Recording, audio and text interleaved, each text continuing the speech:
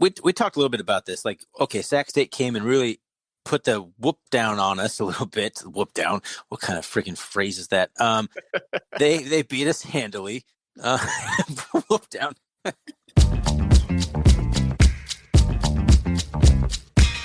Welcome, everybody, to the R&R Catcast, a fan-based podcast focusing on Montana State athletics. We're two dudes named Ryan from the state of Washington talking about our dear Montana State. We hope you enjoy.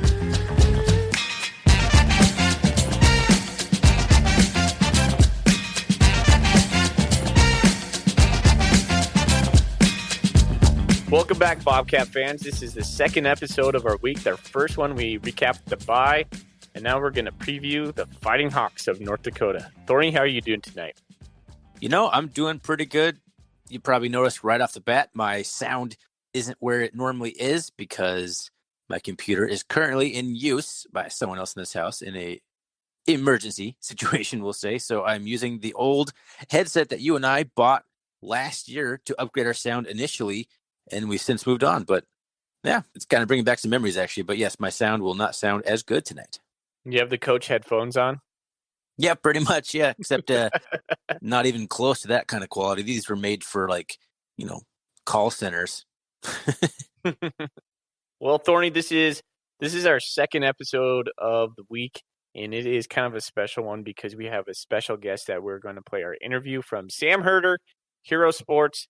He was fortunate enough we were fortunate enough to have Sam. Right. Yeah, Sam, you were lucky to be on. Well, we want to thank Sam in advance. He's a good guy, and we were able to record a spot with him to talk a little bit about the game. And so, yeah, that's kind of the main thing that we'll be talking about in this podcast. First, we're going to do, as we always do, we're going to talk about our beer.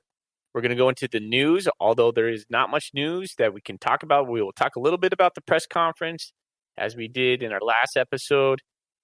And then we're going to introduce our Sam Herder segment. So we'll play that sound for you. We'll come out of there, and Thorny and I will give our thoughts on UND, and we'll wrap it up going away. Sounds good. Sounds like a good plan. Awesome. So, Thorny, what do you got on tap tonight? Well, I am pretty much out of beer, except for, you might have guessed it, the Oktoberfest I'm still drinking. At least on the last episode we did a few days ago, I did something good. Went and got a nice beer specifically for the episode, but now back to my fallback, which is still in the fridge. So there you go. What do you got on tap over there? Well, Thorny, how many of those 30 Oktoberfest have you plowed through yet? There's at least 10 still in there. So yeah, I could be drinking this the rest of the season if I really play my cards right. Well, I was just going to say, if you come on next week drinking Oktoberfest, I'm boycotting. I'm done. I'm doing what I want to do. I'm drinking beer I like. What are you going to do about it? Oh, fair enough. Thorny, I am really stretching myself tonight on my beer selection. I am drinking a double chocolate stout from Young's Brewing Company. That is a beer that was recommended to us last year, now that I am remembering. Oh, who did that come from? That is right. I don't remember. Somebody, we asked on the board someone to recommend some beers. Someone recommended that one, and I went out and bought it and drank it, and it's amazingly delicious. What do you think of it? Yeah, super smooth, very chocolatey. Man, I'm almost done with it. I was waiting for you to get on, and I just kept stepping it back and just I was waiting for you, and now I'm about done with this. So it's been really good. I will definitely buy this again. Something that people don't know listening to this, beer management is a hard part of doing this podcast. Sometimes we drink all of our beer before we start. Sometimes you drink it right off the bat. You got to kind of manage your beer the entire time, or have a backup beer. This is important things that we do on the podcast behind the scenes you may not know about. So now you know. I typically come into these episodes with two beers. I have the one that I'm going to talk about, and then I have my backup beer. So about 20 minutes in, and when we're done with it, we just keep it going. No, there's nothing worse than getting about halfway through. We've done 20 minutes in, and you've finished your beer. So, yeah, backup beer, very crucial. Yep. All right, Thorny. Hey, we didn't have much news going into this game. The one thing that stood out to me was the news on Mitch Greibel. Did you hear about the story that came out about Mitch? Yep, I read it. I read the whole thing, and there's some shocking details in there. So the story goes, if you haven't read it, I don't even remember the person who wrote the article. I believe it's the Grand Fork Herald, right? Yep. Okay, I think so. Mikey Greibel, his brother, is playing for UND, and he had offers from Montana State, Air Force, and UND, and he chose to go to North Dakota. So Mikey calls up Mitch this week and says, "Who are you rooting for?" And Mitch is quoted in the article saying North Dakota. And you know what? That's just not okay. No. He was once a captain for Montana State. I'm calling you out, Mitch Greibel. That's just not okay. I know your brother. I know your blood is on the green side of this matchup this week, but that's just not cool, man. I'm not cool with that. Yeah, I mean, I don't know what I would do, but what I would do in that situation is just wouldn't put anything out on record. Of course, I'm not sure he meant for that to be on record, but there it is. I think his little brother ratted him out a little bit. Oh my gosh! Like let's say my son grows up to be a football player and like plays for Eastern Washington over here in Cheney. I'm still rooting for the Cats. I'll root for my son, but I don't root for the cat. I don't root for the Eagles. I won't become. You say that now. You say that now. That's easy for you to say right now. No, I don't think you can go back once you become a Bobcat fan. I don't think you can play for a team and then all of a sudden say, "Yeah, I'm gonna root for the other one." I don't think in my gut, I don't think Mitch is going to be rooting for really any side in that game. He's probably going to be happy his brother's playing. Honestly, I bet he's going to be pulling for the Cats. At least that's what I want to think now. Got a bad taste in my stomach about that. Well, who do we got going out to the game or covering the game? We need to get a hold of whatever media is going out there, find Mitch Greibel in the stands, and see what kind of shirt he has on. He's not too tall, so he's probably easy to miss. Fair enough. Okay, we'll move on from dogging on Mitch Greibel. We love you, Mitch. If you're listening, we loved you. I remember one more thing about Mitch Greibel. That game he played in Grand Forks, he had a 61-yard touchdown pass to Manny Caulfield. Yeah, and I do actually. I remember that quite well. Buy or sell, real quick. Mitch Greibel is our starting quarterback if he's playing right now. I'm gonna sell that. Yeah, I'd sell it too. But it's not a quick, easy dismissal though. Well, he's kind of like the same guy that Kevin Cassis is, right? Yeah, he is. They both played quarterback their senior years of high school, and then both have similar roles for the Bobcats. Yep. That's a good comparison. So let's move into a little North Dakota talk. They're 4-3 overall right now. Some of our listeners might not know that they are an independent team right now. They were part of the Big Sky, but they're moving over to the Missouri Valley Conference next year. They're largely inconsistent right now. We're going to hear Sam Herder from Hero Sports talk about that just in a moment. And he's going to just break down his thoughts on that. Yep, it was a good interview with Sam Herder. I'm excited to share it with you. But to go back to what you just said, I want to make sure everyone knows that North Dakota is a conference foe currently. It's not for them because they don't have a conference, so they're basically just looking at an at-bid berth if they're going to get in the playoffs. But this counts as a conference standing game for us. It's a little confusing, but this is definitely a conference game. The final year, it's interesting that North Dakota was our rival when they were joined in, and the Big Sky got all those crazy teams in a Sunday morning rival. So we had some good matchups with North Dakota, but then we ended up getting yet again traded a North Dakota school for Northern Colorado. This just in time for our rivalry. So it's an interesting path North Dakota has taken. I think Missouri Football Conference is ultimately probably the best fit for them. Geography, in every way. Yeah, I would agree with that. I don't know how they're going to fare in the Missouri Valley Conference. That's a really tough conference. But yes, it'll be very curious to see how they fare. Yeah, but easier travel for them, if nothing else. All right, Thorny. So let's cue up that Sam Herder interview that we had, and we'll play it for you right now.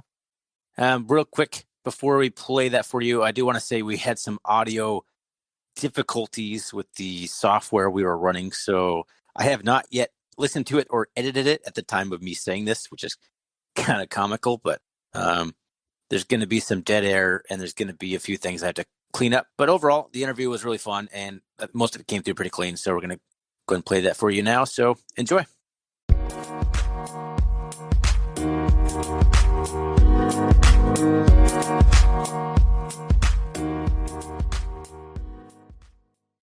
Right now we have Sam Herder, Senior FCS Analyst from Hero Sports. Thanks for joining us, Sam.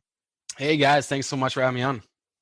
Yeah, appreciate you coming on, Sam. We're both big fans of Hero Sports and everything you guys do for the division of football that we love so much, and we enjoy your podcast quite a bit. So appreciate you taking some time to come on to our podcast here tonight. Yeah, of course. So we're just going to ask Sam a few questions about the upcoming North Dakota Fighting Hawks game that the Bobcats travel to Grand Forks here on Saturday. And we're also going to ask him a few questions about his overall thoughts about the Montana State program so far. Let's start off with those Montana State questions. Sam, what are your overall impressions of the 2019 Bobcats? Yeah, it's been really an interesting team to follow from a national perspective. I had pretty high expectations for the Bobcats. Some performances that, to me, maybe shine some weaknesses in this team. I don't think the defense is maybe playing up to their standard, and we all know about the quarterback issues in the passing game. But overall, with Montana State sitting at 5-1, still sitting just fine, and I think they're a solid team, and I expected them to be a solid team. So you think still that, if Montana State goes 8-4 with a loss to UM and UC Davis, if that happens, they're still in? Yeah, I do think so. In this situation, the Bobcats would be 8-4, and I think anytime a team from the CAA, the Big Sky, or the Missouri Valley goes 8-4 and has 8 Division I wins, there's a really good chance that team is going to make the playoffs. So I do think the Bobcats, like I said, 5-1 right now. They certainly have a lot of things to figure out and clean up. But I know that Sacramento State loss wasn't pretty. As it turns out, Sacramento State is legit. But I do think Montana State is sitting fine right now at 5-1, and their schedule these next 3 games, I think they should get wins. It's not going to be easy, but I do think this team can hit that 8-win mark before the final 2 games of the regular season. No, the only solace I take in that Sac State loss is Troy Taylor, the coach at Sac State, seems to be playing chess while everyone else is playing checkers. So, yeah, he's a great coach. He's a great play caller, and that just goes to show what good coaching can do for a team filled with talent. And he's to me, I think he's the front runner for the Eddie Robinson Coach of the Year award. Oh, for sure, he has to be. So let's hope that the Bobcats took the bye week to kind of clean some things up for the upcoming game against North Dakota, which another team that's kind of hard to figure out, like the Bobcats a little bit. They've played particularly well at home, it looks like. At other times have not played very well. In your opinion, what have they done to be successful at home? Why are they such a better team at home? Yeah, that's a good question. I would say that,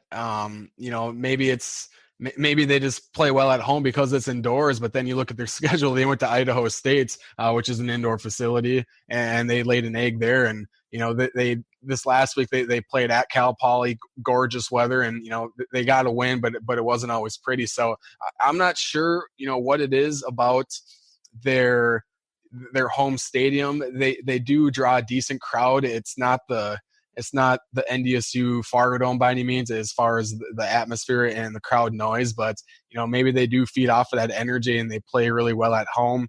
Might have to do with the opponents as well. I'm not sure, but this team does seem to play a lot better at home than they do on the road. So what has been their stumbling blocks in their losses?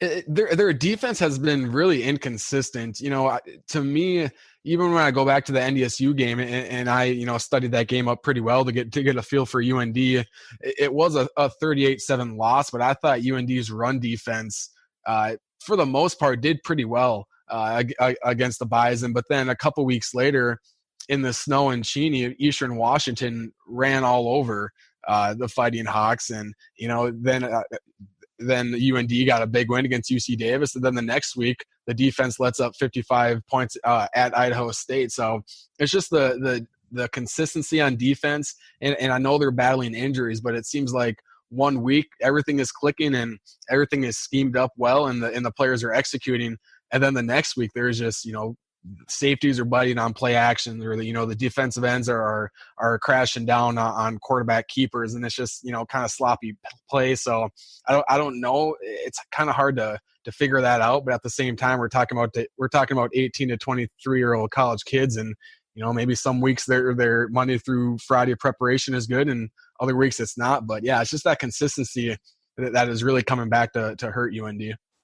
So when we used to watch North Dakota back when they were in the Big Sky, they were a power running team, and they seem to be more of a spread right now. Am I seeing that right?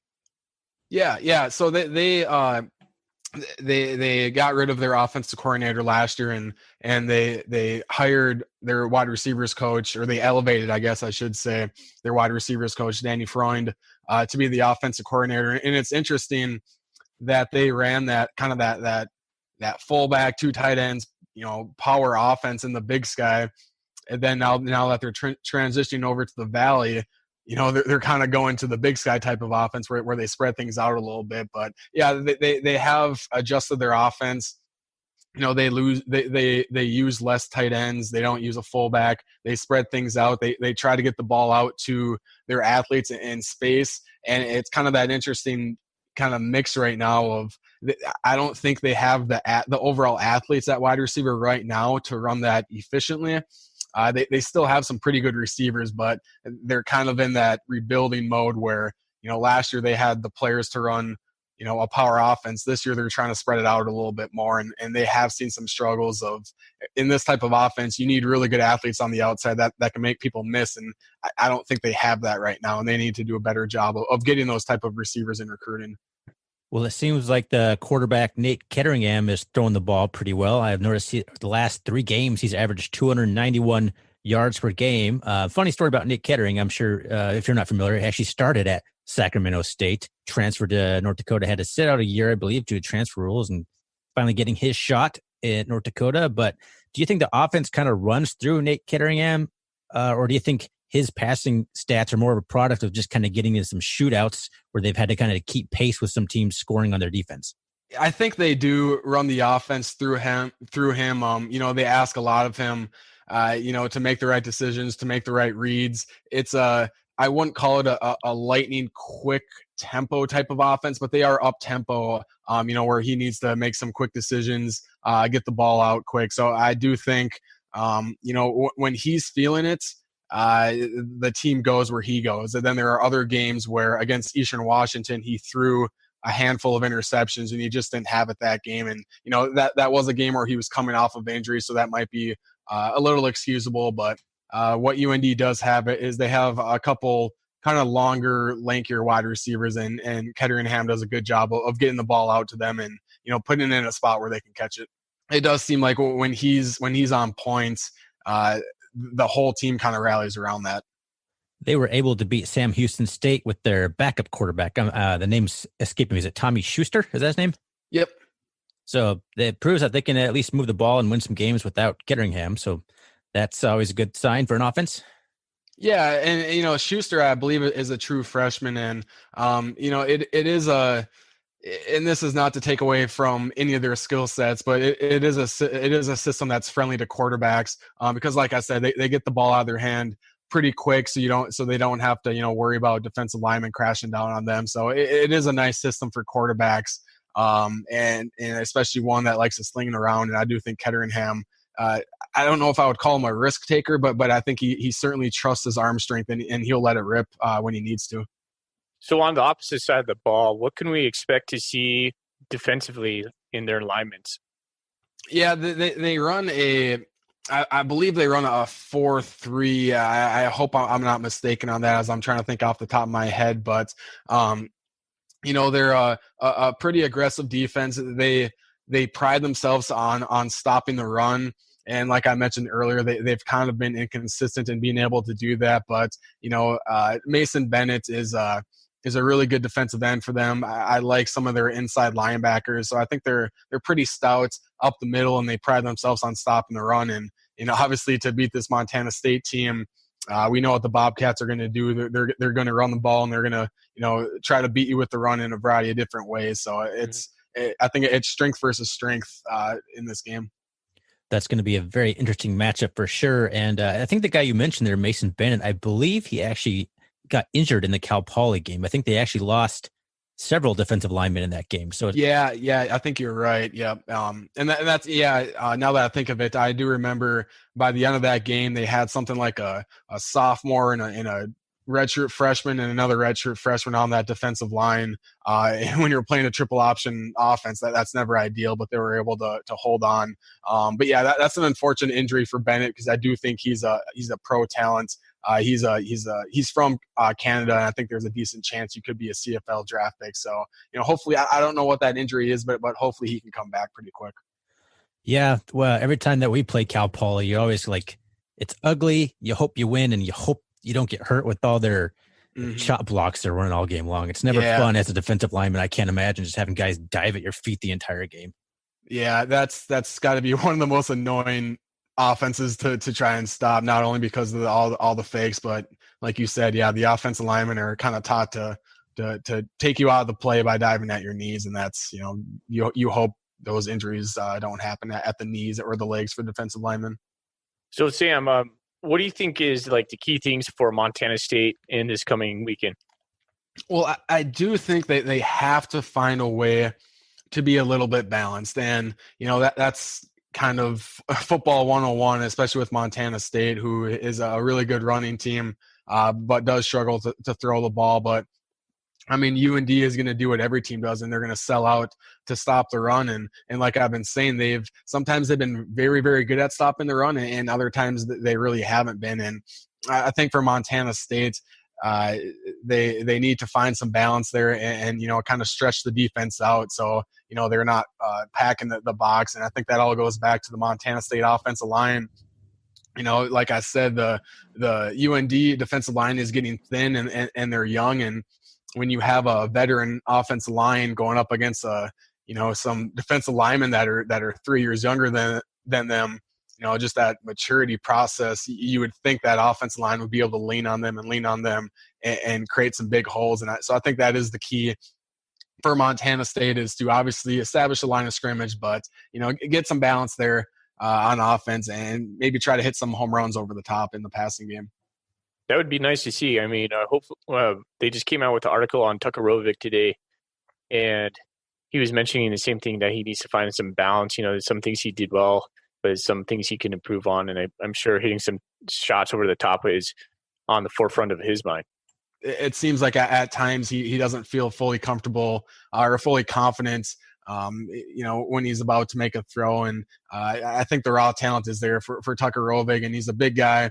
Has good arm strength, and I think once he gains that confidence, and he's comfortable making some throws and making some reads, that we can really see this offense really start to put up some points. Yeah, I'm hoping that the game just still needs to slow down a little bit for him, because he certainly has the physical tools, but there's been several games this year where there's a guy just streaking wide open. He just doesn't see him. So I think a lot of it is, like you said, just confidence and just getting some reps, and I think the game will slow down for him, and hopefully it starts to come here with the bye week against North Dakota. Yeah, and game reps, I mean, it always gets a quarterback more comfortable, and the more game reps, then all of a sudden they start seeing that wide open guy, and they see it on film, and they know what they need to correct.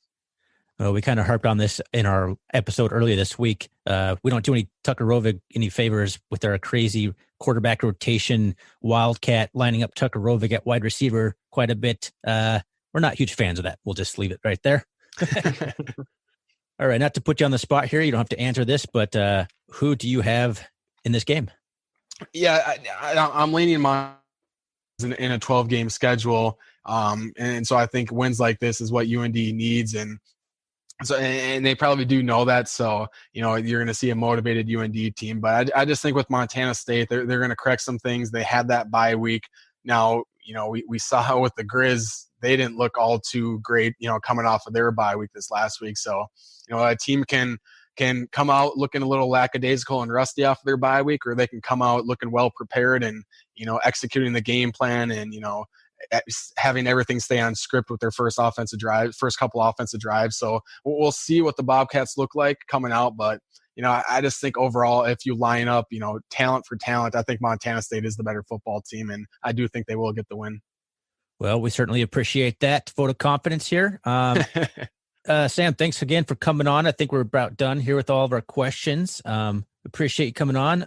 But one thing I do want to talk about, we've noticed I've seen Hero Sports in the news quite a bit this year. Why don't you tell us a little bit about what Hero Sports is up to? Yeah, so it's an interesting,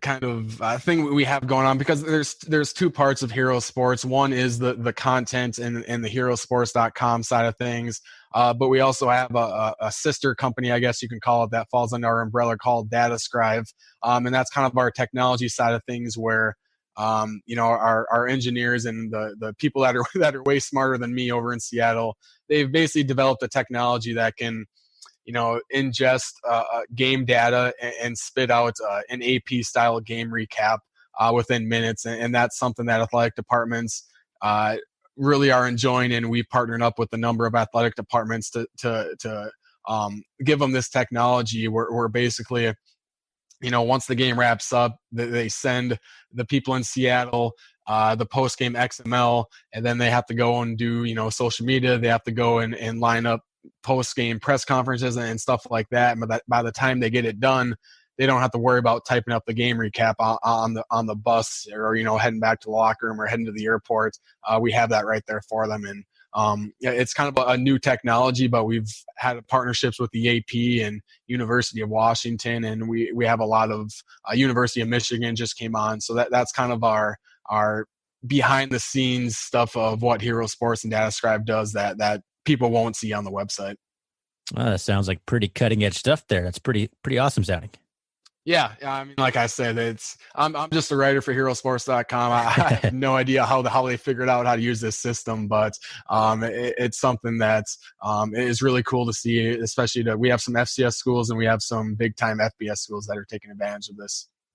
Sam, where can our listeners find your work and Hero Sports work?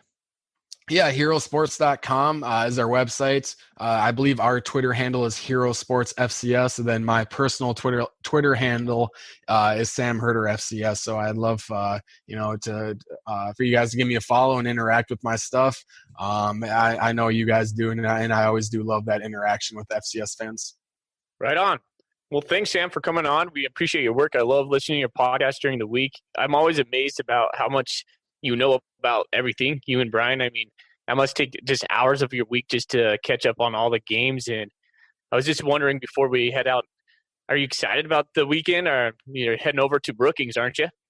Yes, I am. Yeah, it's always a hectic week on Saturdays when we're trying to pay attention to 30, 40, 50 different games and results, and staying on top of all that. And it gets a little more hectic when we do travel, just because it's tougher to pay attention to what's going on nationally when we're sitting in a press box watching one game instead of multiple screens. But I mean, Brookings, I live in the Minneapolis area, so Brookings is 4 hours away from me.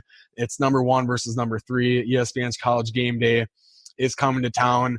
I had some SDSU and NDSU fans ask me if I would be there, and I really didn't have an excuse not to go. As a national FCS writer, that's kind of a place I need to be, because it's a big game, and it's gonna be quite the scene to see Bison and Jackrabbit fans. Well, I think the new Big Sky commissioner had a lot to do with our ESPN Game Day going to Brookings, with the whole FCS on Game Day hashtag movement that we all participated in. So you're welcome, Brookings. Yeah, that was really cool to see everyone around the FCS, kind of get that hashtag trending, and that was spearheaded by the Big Sky offices. That was really cool to see, and I think it worked out. All right, Sam. Well, thanks again for coming on, and enjoy your trip to Brookings. All right, thank you guys. Thanks, Sam.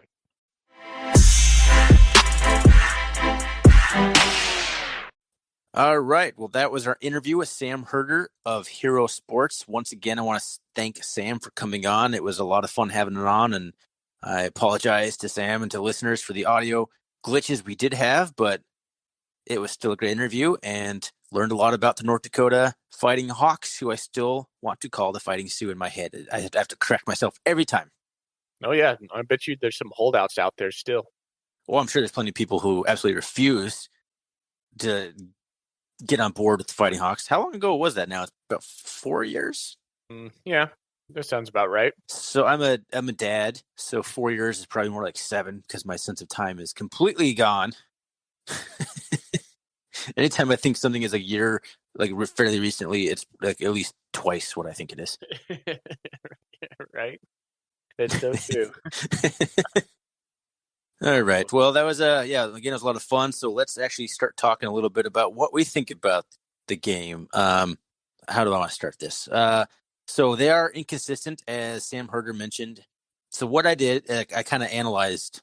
I looked into the statistics of what may have been jumped off the page when you look at their victories, which were mostly home wins. I think they just beat Cal Poly on the road for their only road win, and it took a last-second field goal, I believe, in a 4th down stand to win that game.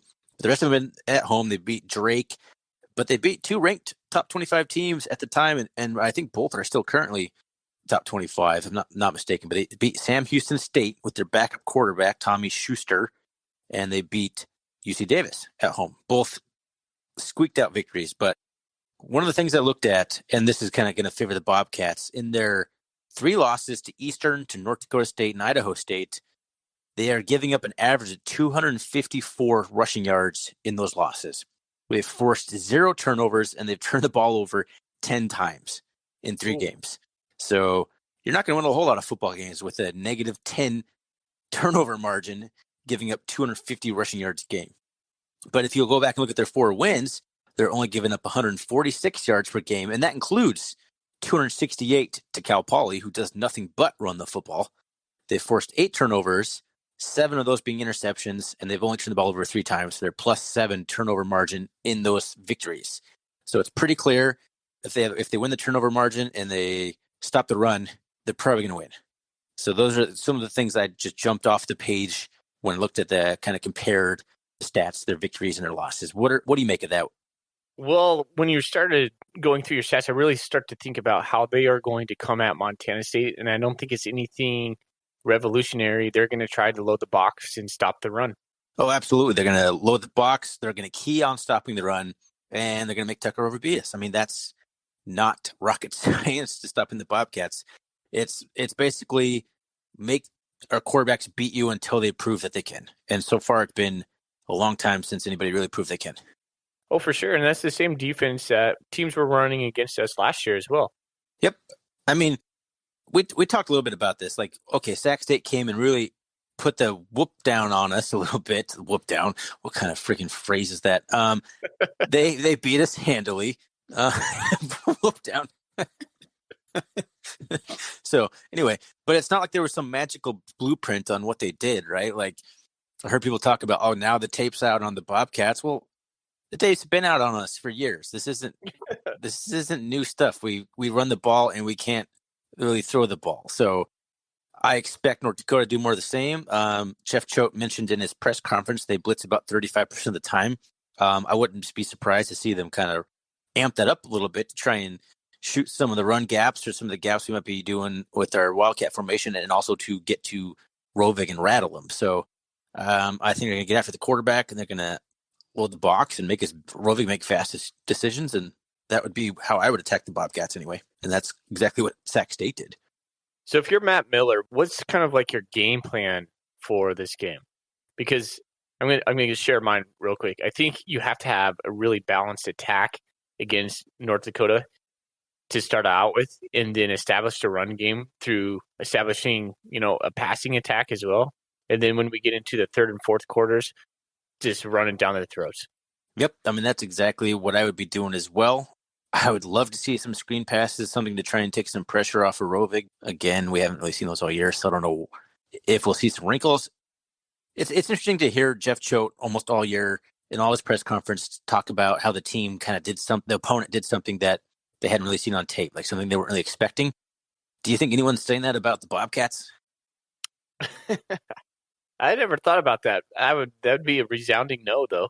I've listened to some press conferences here and there when I can. They're hard to find, harder to find than you think. But I listen to the press conferences of our opponents, like their next press conference recapping the game, and I certainly hadn't heard anybody say like they did some stuff we weren't expecting. Like it's, but that's not. I mean, that's not Jeff Cho. Like we come out, we do what we do, and try and stop us. And if you stop us, well, then shit.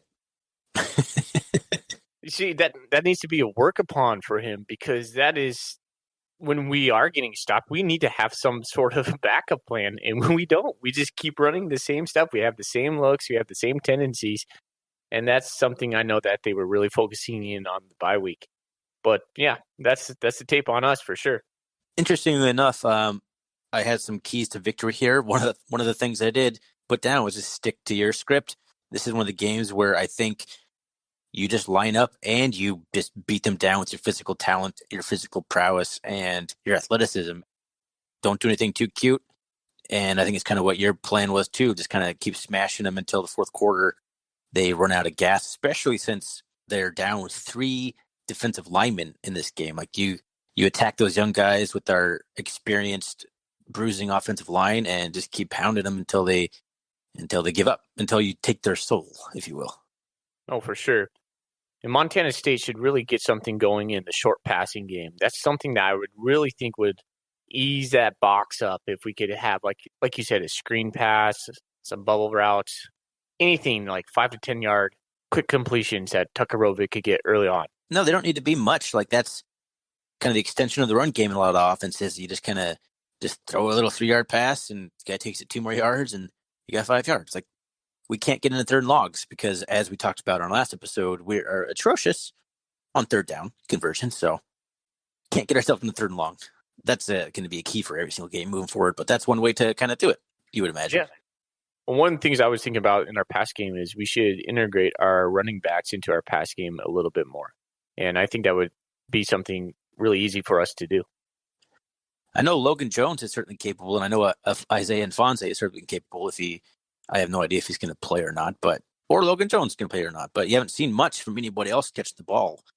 Certainly haven't seen Lane Sumner or Shane Perry even have a pass thrown at them. So, but yes, I would love to see that kind of stuff, but I just don't know if it's going to ever happen. So, do you think Nfonse is going to play? What's your gut on that? My gut says no. Yeah, me too. Or if it is, he comes in there, takes a couple snaps, and that's the end of it.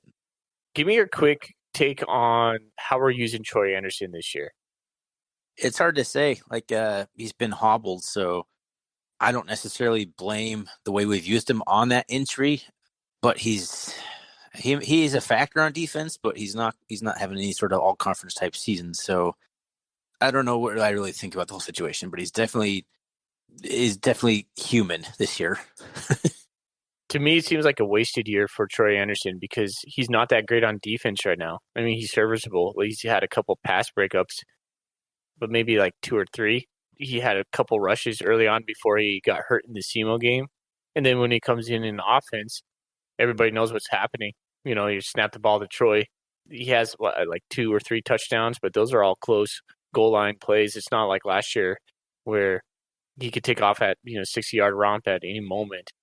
And that electric part to the offense last year was really the only thing that really carried us through. And so it feels like Troy has just largely been kind of like misused in a way, and it's just really prevented him from having any kind of impact on either side of the ball. I think what I'd rather see is MSU just use him specifically right now on the offensive side of the ball.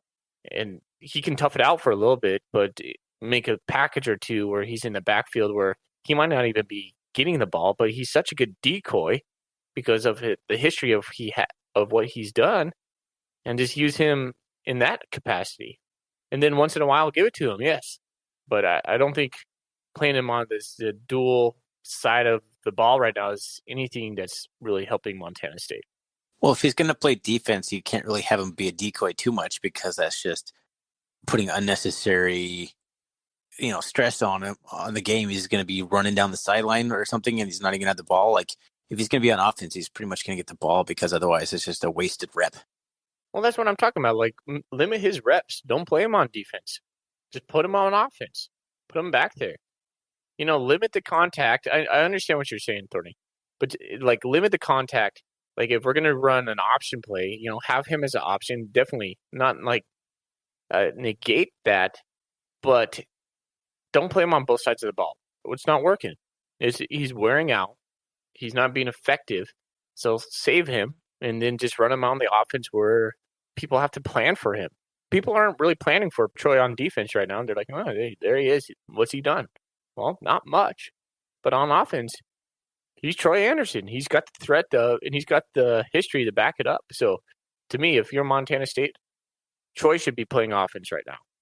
It's hard not to kind of fantasize about that just because we have injuries. We have such hard time moving the ball in certain situations to have a proven offensive weapon like Troy Anderson just kind of not being utilized. But a lot of this is because he's injured. Like he's not quite the same. Like he's not going to breakaway stuff, and all you're doing is risking getting him hurt more. I really don't know. It's a hard situation, and it's a little disappointing. I don't know if it's because of his injury, the way they're handling him, whatever. It hasn't been the year I think most people were hoping for from Troy Anderson. Well, now we're too far into it, so he can't take his red shirt. I don't think he would red shirt anyway. Yeah, it's just a crappy situation. Yeah, I agree. So whatever he does in this game, I have no idea if he got rested up in the bye week, if he's going to be a little bit more to go. But it even feels like if he gets back to like 95%, 3 plays in the game, he's going to hurt himself and hobble back off the field. It just seems to be how it's been going for him this year. Yeah, how do you not re-aggravate that ankle? I mean, same thing for Isaiah Fonzie, and even like Logan Jones isn't re-aggravating it, but he's just got plenty of pain. It's like, how does Isaiah Fonzie not just keep re-aggravating his injury, whatever it is? Like, it just seems to be he gets back in there and he tweaks it or comes right back out and like, I can't go. It hurts too much. Like, I have no idea what's going on with him either. So it's just a weird situation for all those guys. And Jeff Choate in the press conference pretty much alluded to, it's probably not going to get any better. Yeah, until the end of the season when we're not playing football anymore. Well, I do know that North Dakota, from Jeff Choate's press conference, is a pretty physical defense, well coached. They play with passion and physicality, and he praised their tackling. So he praised a lot of what he saw on film for the North Dakota defense, and they don't give a ton of big plays. So having a big guy like Troy would help. It's going to be a physical game, I think. So I hope we come out of this with not any more injuries, because maybe it's one of those slugfest type games where the scoring is not going to be anywhere near what people think it is. Going into the second half of the season, you always think about these games, and it's just kind of a roll of the dice sometimes on how it's all going to end. I mean, look at Montana right now without Dalton Sneed. He might be coming back this week. We don't know, but that could be a game changer for them if he's out. So you're always an injury away from a key player that could really affect the trajectory of your season. Speaking of key players, now is a good time to probably mention some key players for North Dakota. I almost said Sac State because, why? Because I was looking at Nate Ketteringham, who was a Sac State quarterback. 3 years ago? I should know this, but I can't remember exactly. But he transferred to North Dakota, and he's had a pretty decent year. He's got 125 quarterback rating. He's thrown for 1,236 yards, 247 yards a game, 9 touchdowns, and 6 interceptions is really the only knock on his game so far, as he has thrown some picks. Then you got James Johannesson, who is a 6'1", 240-pound senior running back. That guy's a load. He's got 79 carries for 268 yards, so doesn't get the ball a ton, but he's averaging 4.7 yards per carry, and he's got 6 touchdowns. So he's definitely a guy who can plow through the defense and plow through arm tackles, so you got to keep an eye on him. And they have their own version of an offensive version of Troy Anderson. They got Brock Boltman, who is a 6'2", 212-pound redshirt sophomore. Jeff Choate talked about him in the press conference. He's going to take snaps at Wildcat. He has 21 carries for 195 yards, only 8.8 yards per carry and 2 touchdowns. He is 4 for 4 passing the ball for 165 yards and a touchdown. And he also has 19 receptions for 154 yards and 3 touchdowns. So he is a guy they move around on offense. They're going to try and get on the ball.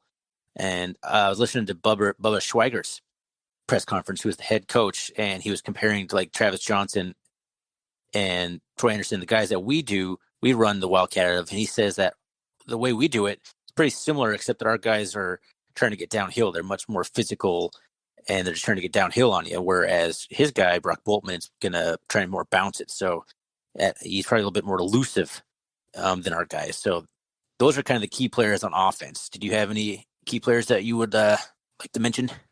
You named them all. Ketteringham being the number one. I feel like I've heard that name Ketteringham for about 10 years now. I mean, this seems to be going around the biggest guy. Just guys that are just like, how long have you been playing, man? I know. It's kind of like Case Cook is like, how many years have I been seeing that name? It's just crazy how many times you just lose track. You're like, oh wow, now he's playing for UND. He's not at Sac State anymore. Okay, cool. But I think he had to sit out a season in order to do so. But yeah, Ketteringham's kind of the straw that straws the drink. Straw that stirs the drink. There we go.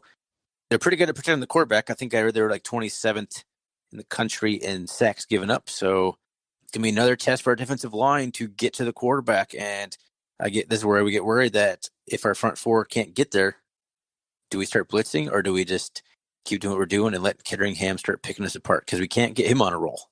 Because they have some big physical receivers that he can distribute the ball to. Yeah, Jeff Choate said we're going to play a lot of base this week. And so I'm not going to hold my breath on any exotic looks. Yeah. That could be gamemanship, though. You never know. No, you can still blitz out of base, but we don't seem to blitz very often, and we do, it doesn't seem to work. I don't know why. And then the only defensive player I kind of keyed in on, because the Bennett kid, I think it's Mason Bennett, we were talking about with Sam Herder, but he is injured, pretty sure. It's a hamstring injury. Sounds like he's not going to go. They lost two other linemen, I think, in the Cal Poly game as well. So they're down to, like, as Sam Herder was saying, like freshmen and sophomores on there who don't have a lot of game experience. But one of the guys who is there, who's been a stud all year, is Donnell Rogers, who's 6'1", 238, senior. Joe called him out, number 44 in the press conference. 74 tackles, 5.5 tackles for loss, 2 sacks, a forced fumble, and 3 pass breakups. So you got 3 pass breakups as a linebacker. That means you got some agility and you're moving around. You're going sideline to sideline. Oh, for sure. That's impressive. It's going to be a hard game. I think North Dakota is a good football team, and they're kind of a case of Jekyll and Hyde. They're kind of like Idaho in a way. Like, you don't know which version's going to show up. I like a lot of the matchups. I like the fact that their defensive line, they've given up some big running games in their losses, and their defensive line's a little depleted. So it's going to be pretty interesting to see if actually Montana State can capitalize on that. Yeah, you're going to hope they're going to run it down their throats and steal their soul, as you said earlier on. I think that's a huge thing for us going into this game. We're going to need to continue to work on the pass game. That's something I'm going to continue to say week in and week out. And I think for our defense, we just need to get off the field. We're doing better. Like I said earlier on this week, we're 7th in the conference in third down stops. But what I'm really going to be looking for is, can we get to Ketteringham? We haven't got to the quarterback in the last 2 weeks that we've had ball games. We need to register a sack. I think that's going to be an important stat I'm looking for in the game. Agreed. Definitely going to be interesting to see if our defensive line can get any pressure, because as I've mentioned, that we have 0 combined sacks for our last 2 opponents who aren't Cal Poly, who run a traditional offense. So I don't think we can afford to go 3 straight games without a sack. That would be pretty bad. I think that would be something that would be a recipe for disaster in this game. My other keys to victory, kind of wrapping up our discussion here, North Dakota win the turnover battle, because North Dakota's won every single game this year where they've had a turnover battle. They've won it or been even, and they've lost every game where they have had a negative turnover battle or margin. So those are another key for victory. And then, the other one I guess I had, you just mentioned, get to and rattle Ketteringham. Just get to them. Just try and figure out how to get to them and hit them. That's really quite simple in a way. Hard to execute, but that's what we need to do. I would agree, man. All right, man. Are you ready to move on? I am. Well, let's finish today with maybe a bold prediction. Well, let's see. Before we do a bold prediction, I actually have some over and under stuff I prepared for you. Holy cow. That's new. All right, let's do it. Snuck it in there. I didn't even tell you about it until just now. All right. I mean, it's basically buy or sell, over and under. It's the same thing. You just phrase it differently. But here we go. Over and under. The Bobcats rush for 250 yards. I'm going to go over. Okay. I'm going to go over too. I'm just going to answer them as I do it here. Yes, I also will say over on that. like I said, what was it, to 254 yards per game in their losses. That's kind of where I set the 250 over and under, because I think if we get over to 50, we have a good chance of winning. Yeah, I still think we go over. We always do the Bobcats getting sacks on these kind of things. I'm actually going to go the other way. I'm going to say the Cats give up 2.5 sacks. So is it going to be 2 or less or 3 or more? The sacks against Rovig. Oh, yeah. I'm thinking about that. I say I'm going to go over. I say we're going to come out slow. We're going to try to do some new stuff on offense, and it's just not going to be working, and our line play is going to be mixed up. I just feel like the Cats are going to come out slow. And maybe that's just me being a pessimist. And I think that's what I think is going to happen, though. Rovig's going to take the brunt of it. Yeah, I'll probably say over on that as well, but I think one of those sacks may be against a guy who's not Tucker Rovig. I'll throw that out there. Do you have any info on that? No, I'm just saying one of the other crazy things that we do, someone else is going to get sacked. Like Kevin Cassis is going to take an end around, look to throw the ball, and then get tackled behind the line of scrimmage, which I believe would be a sack. Okay. Yeah, that's true. I'm just saying something like that. Okay. Over and under, and I just went straight with Vegas on this one 5 times. The over and under for the points scored in the game is 59.5 combined points. That's what the line is. Under. That seems pretty high. That's like 30 points, like 35 to 28 type stuff there. So I'm gonna go under, because I think it's gonna be a little more low scoring than maybe people are thinking in this one. I think it could be kind of a sloppy, hard fought, physical game that isn't pretty. Do you remember the last time we played in Grand Forks? Not specifically, actually. I blend them all together. Yeah, Chris Murray had a field day. Was that the last game? I believe so. And we went out, and I can't remember the score. I was going to look that game up, but we just waxed them. It was like 42-21, but only because North Dakota scored touchdown. I think garbage time to keep it even that close. Yeah, it was one of the few games early on in the Choate era that we were just like, whew, we just took it to them. I don't think maybe the first game that we just took it to an opponent in Choate's era. It was a fun game to watch. It's definitely Chris Murray's, I think, best game as a Bobcat. Yeah, it just looked unstoppable that game. All right, last one for you. Over and under. Going Jeff Choate style from the press conference. You will have shotgunned 0.5 beers by 10 a.m. I honestly can't remember the last time I shotgunned a beer. Maybe that might have been college. I will have. When's the kickoff? It's 11 a.m. Montana time, so it's gonna be 10 o'clock our time. Woo! Yeah. No, I will be getting done with the run and having like my second cup of coffee, and I'm going to just be easing into the day. I might be even working on a little bit of yard work. The leaves are falling over here. We got to get them raked up, and so I will probably be pressing time just to get to the computer to watch it. Isn't that exactly what shotgunning beer is for? Is to drink a beer in the least amount of time possible? I guess so. No, no, Thorny, you're wrong. Shotgunning a beer is not just to drink a beer in the least amount of time. The shotgunning a beer is for the obvious reason. Well, yes, it's all because of condensed time. You just want to feel good quickly, right? I'm a grown man, Thorny. I don't shotgun beers anymore. Yeah, me neither. I'm going way under on that one. Negative. I'm never shotgunning a beer again in my entire life. Maybe not until I'm like at one of my kids' weddings, and I want to embarrass them. I shotgun a beer there, maybe. That's a weird question. Okay. What's a weird question? That one, the last one. I did see like some North Dakota Barstool Twitter account give props to Jeff Choate for saying that, though. I had to ask a question about it. It's a pretty hilarious comment. I had to incorporate it somewhere in this episode. And I knew we would both go under. That's why I set the over and under at 0.5, which is either you shotgun one beer or none. Oh man, Jeff Choate got increasingly punchy as that pressure went on. That was just fun to watch. It was pretty entertaining.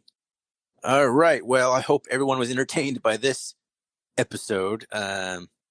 Thanks again for listening, everyone. This is our second episode this week, but we'll go ahead and tell you again where you can find us.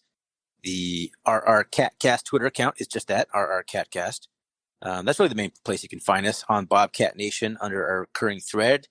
You can find us there. And I want to once again thank Sam Herder of Hero Sports for coming on the show. That was really gracious of him to give us some of his time to come on and talk about North Dakota and the Bobcats in general.